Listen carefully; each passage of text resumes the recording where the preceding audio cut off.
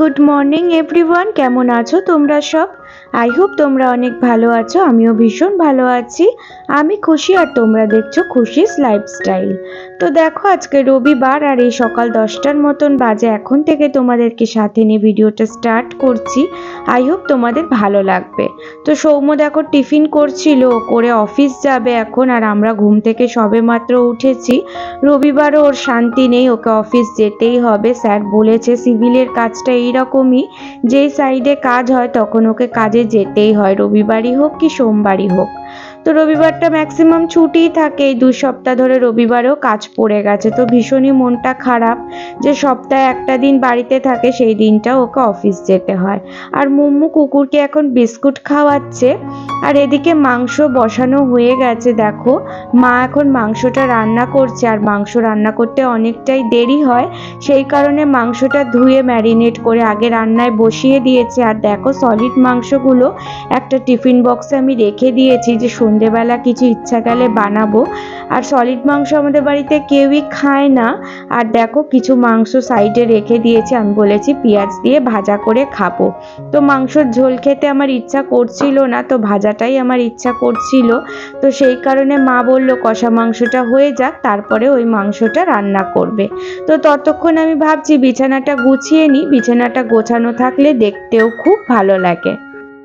আর দেখো, বিছানায় নতুন চাদর পাতলে এত ভালো লাগে বিছানাটা দেখতে, মনে হয় সবসময় পরিষ্কার পরিচ্ছন্ন করে রাখি।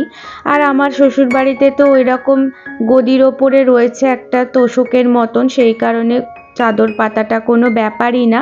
প্রত্যেক সপ্তাহে আমি নিজেই চেঞ্জ করে দিতে পারি, কিন্তু মায়েদের ওই তোশকের মতন ওই জিনিসটা নেই।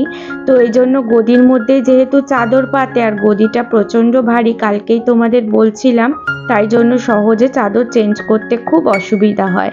তো দেখো, বিছানা আমার গোছানো হয়ে গেছে। আর মুম্মু দেখো এই লাঠিটা নিয়ে ভীষণ খেলা করে, সব কিছুতেই এই লাঠিটা নিয়ে খেলে। আর দেখো, বিছানা গোছাচ্ছে আমি, আর ও লাঠি নিয়ে খেলা করে যাচ্ছে। বিছানা গুছিয়ে নিয়েছি, ততক্ষণে কষা মাংসটা অলমোস্ট হয়ে গেছে। তো ছোট গ্যাস ওভেনে বসিয়ে দিয়েছে মাংসটা, আর বড় গ্যাসে আমি শাক ভাজাটা বানিয়ে নেব, তাই জন্য একটু পেঁয়াজ কেটে নিচ্ছি। কলমি শাক এনেছে বাপি, আর পেঁয়াজ দিলে কলমি শাকটা খেতে খুবই ভালো লাগে।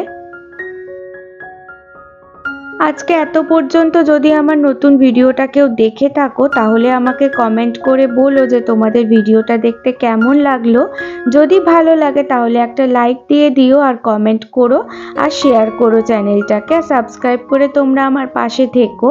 তো দেখো, কড়াইয়ের মধ্যে তেল দিয়ে দিয়েছি, আর তেলটা গরম হতে একটু কালো জিরে ফোড়ন দিয়ে দিয়েছি। আর কালো জিরেটা একটুখানি গরম হয়ে গেলে এরপরে হচ্ছে রসুন থেতো করে রেখেছিলাম, রসুনটা দিয়ে দিচ্ছি।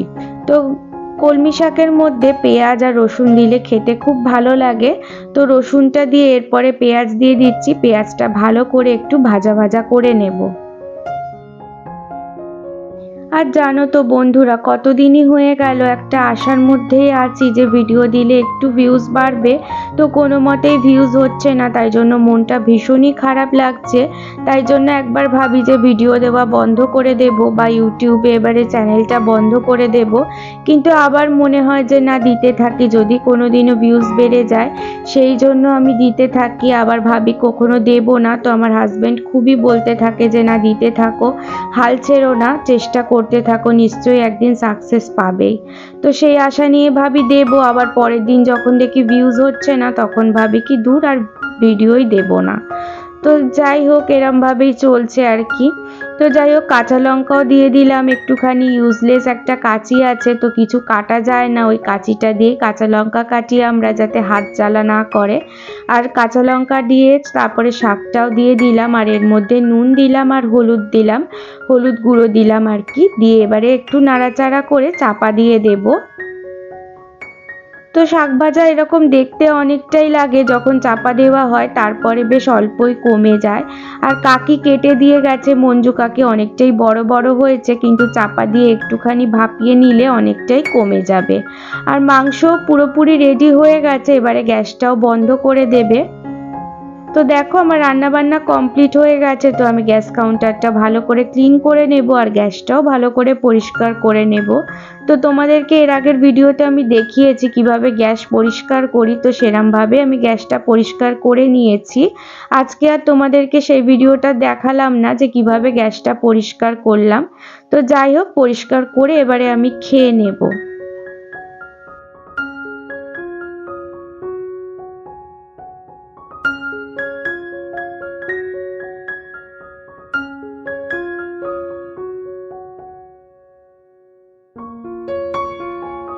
Three hours later.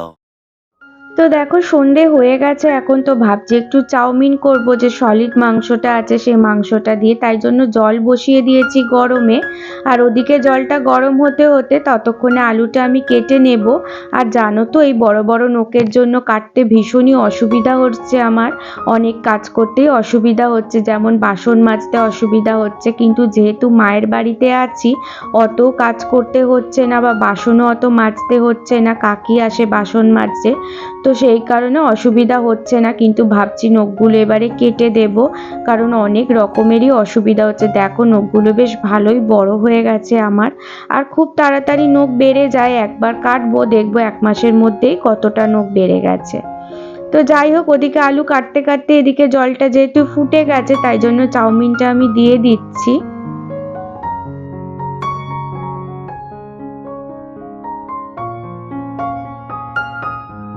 আর জানো তো পুরো প্যাকেটের চাউমিনটাই দিয়ে দিয়েছি, কারণ হচ্ছে আমরা সবাই খাবো। আর তারপরে মাসিও এসেছে, তো মাসিকে দেখে তো ভীষণই খুশি হয়ে গেছি যে সন্তার জন্য তাহলে একটু পাঠিয়ে দিতে পারবো, কারণ কে নিয়ে যাবে মাসির বাড়িতে, সেই জন্য পাঠানোটা সব কিছু সম্ভব হয় না রান্না করলে।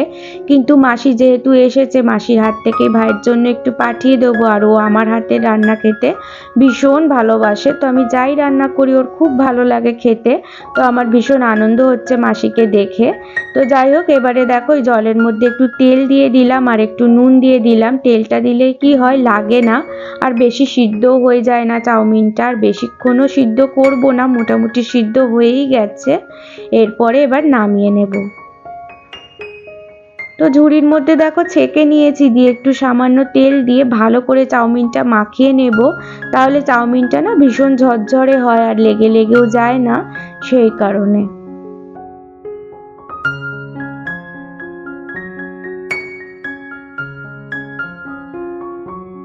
আর এই যে দেখো মাসি এসে গেছে, আর এই যে আলু কাটছিলাম দেখছিলেন, আর এসেই মাসি কাজ শুরু করে দিয়েছে। মাসি একদম বসে থাকতে পারে না, কোনো কাজ দেখলেই বলে কি করে দিই। তো আমি যখন চাউমিন ছেঁকছিলাম তখন দেখি মাসি আলু কাটতে শুরু করে দিয়েছে।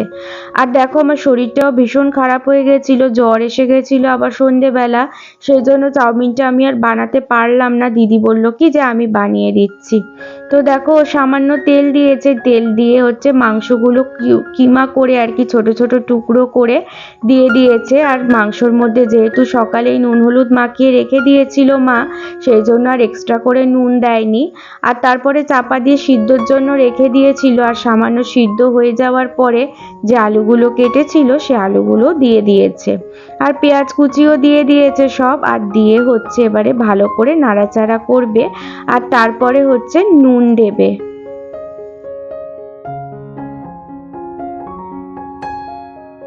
তো এই যে দেখো নুন দিয়ে দিয়েছে, দিয়ে হচ্ছে একটু চাপা দিয়ে দেবে যাতে আলুটাও সেদ্ধ হয়ে যায়।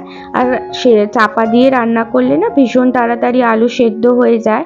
আর এরপরে হচ্ছে ডিম ফাটিয়ে দিয়ে দিচ্ছে মাঝখানে একটা। আর ওইদিকে দেখো চা হচ্ছে, আর চাটা দেখলেই বেশ ভালো লাগে, মনে হয় কখন চা খাবো। আর চা খেলেই মনে হয় শরীর খারাপ অর্ধেক ঠিক হয়ে যায়। তো এই যে দেখো ডিমটাও এবার নাড়াচাড়া করে নেবে, আর ম্যাগি মশলাও দিয়ে দিয়েছে এর মধ্যে। আর ম্যাগি মশলা দিলে খুব সুন্দর টেস্ট হয় চাউমিনটাতে। এমনি তো মশলা দেওয়াই হয় চাউমিন মশলা থাকলে, কিন্তু আমাদের ম্যাগি মশলাটাই চাউমিনে দেওয়া হয়, আর ভীষণ সুন্দর লাগে খেতে। তো এরপরে দেখো চাউমিন দিয়ে নাড়াচাড়া করে নিয়েছে, দিয়ে হচ্ছে চাউমিন রেডি হয়ে গেছে। এবারে গরম গরম চাউমিনটা সার্ভ করে দেবে, এবারে সবাই মিলে আমরা চাউমিন খেয়ে নেব। আর জানো তো বন্ধুরা, ভীষণ সুন্দর হয়েছিল চাউমিনটা খেতে। আর দিদি ভীষণ সুন্দর চাউমিন বানায়, ওকে প্রায়ই বলি যে চাউমিনটা বানিয়ে দে একটু, খুব ভালো লাগে ওর হাতের চাউমিন খেতে। আর দেখো আমি কিরকম খাচ্ছি, আমার তো খুব ভালো লাগছে খেতে। আর জানো তো আজকে নতুন নাইটিটা পরেছি, এত ঢিলে ছিল মুড়ি নিয়ে, এত বাজে লাগছিল নিজেকেই দেখতে, কি বলবো। আর এত ভুরু উঠেছে, ভীষণই অসুস্থ লাগছে দেখতে। তো কি তাড়াতাড়ি দেখো আমি খেয়ে নিচ্ছি, বেশ দেখতে মজাই লাগছে এরকম তাড়াতাড়ি। তো এখন রাত 10টার মতন বাজে, আর বাপির জন্য একটু রুটি বেলে নেব। মায়েরও শরীরটা ভালো লাগছিল না খুব একটা, তাই জন্য আমি বললাম যে আমি রুটিটা বেলে দিই আর তুমি সেঁকে নাও, তাহলে খুব তাড়াতাড়ি হয়ে যাবে। যেমন শ্বশুর বাড়িতে আমি রুটি বেলে দিই আর মামুনি সাথে সাথে সেঁকে নেয়, কত তাড়াতাড়ি কাজটা হয়ে যায়। আর একজনেই যদি সব করে তাহলে প্রচণ্ড দেরি হয়ে যায়। তো সেই কারণে আমি রুটিগুলো পরপর বেলে দিচ্ছি আর মা ওদিকে সেঁকে নিচ্ছে, তাহলে সুবিধা হবে। আর শরীরটা আমারও খুব একটা ভালো নেই, মাঝে মাঝেই জ্বর আসছে আর মাইগ্রেনের ব্যথাটাও ভীষণ বেড়েছে, খুব মাথার যন্ত্রণা হচ্ছে শুধু।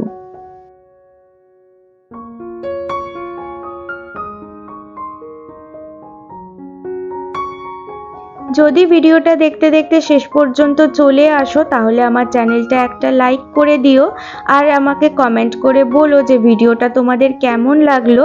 আর চ্যানেলটা প্লিজ প্লিজ সাবস্ক্রাইব করে তোমরা আমার পাশে থাকো। তোমরা সাবস্ক্রাইব না করলে আমি এগাতে কখনোই পারবো না। আর আই হোপ তোমাদের আজকের ভিডিওটা ভালো লেগেছে। আর সাবস্ক্রিপশনের পাশে যে বেল আইকনটা আছে ওটাও প্রেস করে দিও, তাহলে ভিডিও দিলে সবার আগে নোটিফিকেশন তোমাদের কাছে গিয়ে পৌঁছাবে। আর যদি খুব ভালো লাগে বন্ধু ফ্যামিলির সাথেও শেয়ার করতে পারো। তো দেখো মায়ের এরকম জালি দিয়ে রুটি সেঁকে, আর ভীষণ সুন্দর রুটিগুলো ফুলছে আর খুব নরম হয় খেতে, খুব সুন্দর মা রুটি বানায়। তো আজকের ভিডিওটা আমি এখানেই শেষ করছি। আই হোপ তোমাদের খুব ভালো লেগেছে। কালকে আবার নতুন ভিডিও নিয়ে আসবো। সবাই খুব ভালো থেকো, তোমরা সুস্থ থেকো। গুড নাইট তোমাদেরকে, টাটা।